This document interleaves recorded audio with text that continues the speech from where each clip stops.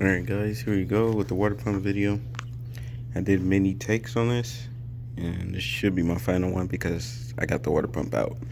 So you're gonna want to start by taking the air box out, and that's gonna be the mass airflow sensor 2 and everything, which is just kind of chilling right here.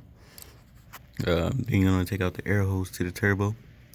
This will allow you a lot of room to the water pump, and there's bolts and everything. Then over here, you're gonna want to kind of have this free so you have room. And then you're gonna want to take out the OT sensor right here. What you're gonna need is, by the way, stay hydrated. Make sure you got that water on you. But yeah, O2 socket and the O2 sensor chilling right over there. Chilling. And there's a couple of hoses. I'll get to those later. But yeah, once you get all out of the way, just making a lot of room for you. Then you're gonna take off the oil and oil and cooling lines to the turbo.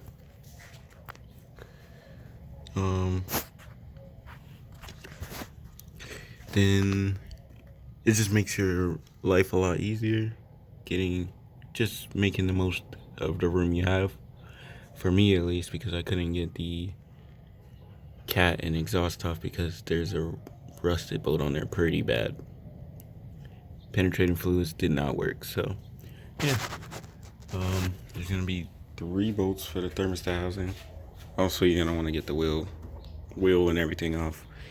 It's just some bolts and everything, and once you get that off, you have room in there. Thermostat housing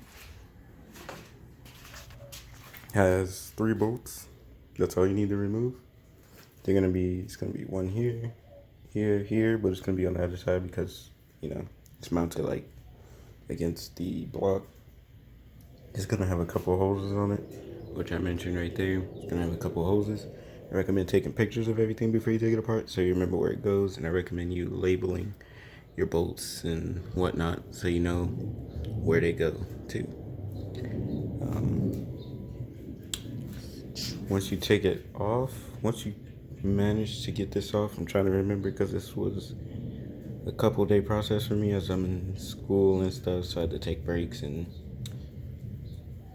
get that stuff out of the way. But once this is free, obviously you're gonna want to remove the thermostat first. I forgot to tell you that. Remove the thermostat first, just 3 bolts on the top. Once you lift that top hat off, you can get the thermostat out. Once that's out, then you're gonna want to boom, boom, boom. And once these 3 are out, it's gonna be free. It's gonna be wobbly. After you get the hose off, it's gonna be wobbly. Then you're gonna twist and turn to free the other end that goes into the water pump. So this is how they go, like that. So you're gonna wanna twist and turn and then try to pull. Not as hard though, you don't wanna mess up anything, but just twist and turn and it should come free.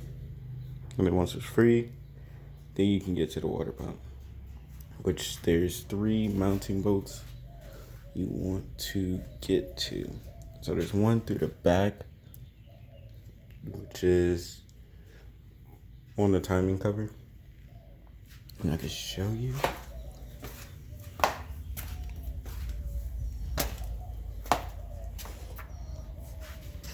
So there's one on the back that you only need to remove, which is down there. That's kind of long and sticking out. It doesn't come fully out because it hits the wall of where the wheel is. And then there's gonna be some on the front going through the bottom side when you're on your back, There's gonna be 2, I believe, if I remember.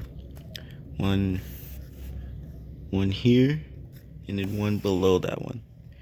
And I recommend getting these guys. Save your life. A lot of these won't fit because it's a tight fit in here. So once you get those 3 mounting bolts off, the one from the back and the 2 from the front, you can get a pry bar and pry that bad boy off. And once she's free, you just reverse your steps. I recommend, oh yeah, forgetting a lot, but get the new seals. Because I recorded this in the last video, but those videos messed up, so you're gonna want to get the new gasket. I think this comes with the water pump, so you're set there. Get the new gasket, and then I have head gasket parts too, because just in case you're doing a head gasket also. But it seems that my coolant was getting into the oil, so hope nothing too serious went there. I hope it was just, I need to replace this and everything will be back to normal. But there's a part number and everything. And radiator drain plug, because my old one broke. Here's the part number to that. Boom. And then I am also doing a power steering pump rebuild, because that's failing. So just in case you want the part number for that, that'll be a separate video. So I believe that's a 9. Not sure. Looks like a 9 because it's thick right there.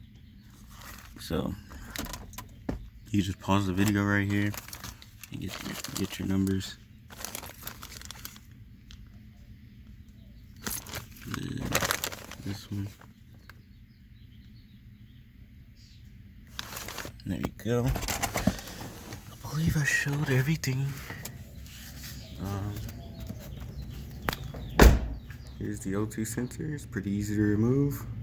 Anything you need help with, just leave a comment and I'll do my best to help you.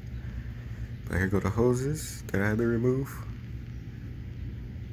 I think 2 of these are heater hoses and 1 of these are a hose to, I forgot. But I remember when I look at the picture. That's why it's best to take pictures. Really, take pictures before you take stuff apart, so you know where things go, and just make your life a whole lot easier. And you also really want to do this. Start labeling where your parts are going. Like timing cover bolts. You know where that's going to go. It's just easier because you're going to pick them up, like, alright, timing cover. Boom, done. These are the front, skid plate, or I'm not sure what that's called, but I just call it whatever so I can remember. And then this is the Cat 2 turbo. That's the back. Okay, yeah, that's the back part on the turbo, and the exhaust side, basically. Your inner wheel cover and all that. Just labeling stuff just makes your whole life a lot easier. I didn't need to take this off because I couldn't get through the bottom because the bolts are pretty bad down there.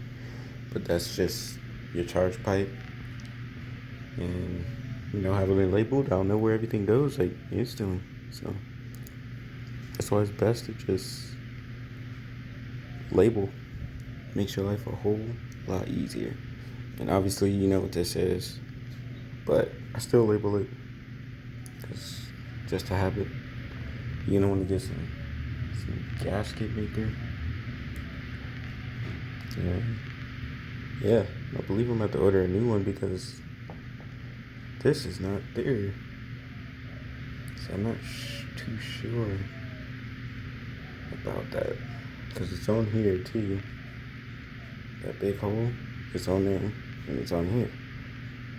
And I believe I got the wrong part, so just gonna have to see about that one. Yeah. And that is a common breakpoint for these, I think. I don't know why. Or maybe they're cutting that off, but I will have no clue why. Because I don't know. Why would they be cutting that off?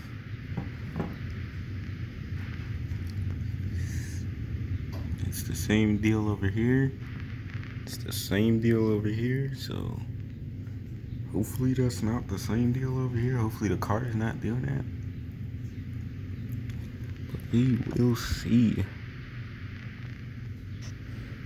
And if you get yours looking like this, then you obviously just take this face off and rebuild it, scrape off the old stuff and rebuild it and put it to your new one and you'll be set. So yeah, hopefully I gave as much info as I could. And any help you need, just comment below and I'll get to you, because there's a lot of stuff that I probably am just not remembering due to this being a long process. And a couple days for me as I'm in school, again, doing finals and stuff. So I was figuring this out as I was going. Didn't want to mess up. Better to take your time than to mess up somewhere. And it's very helpful to get the guys in the Saab community helping me with this, because they were helping me a lot with this. So ask for help and leave a comment. That's all. See you guys in the next video.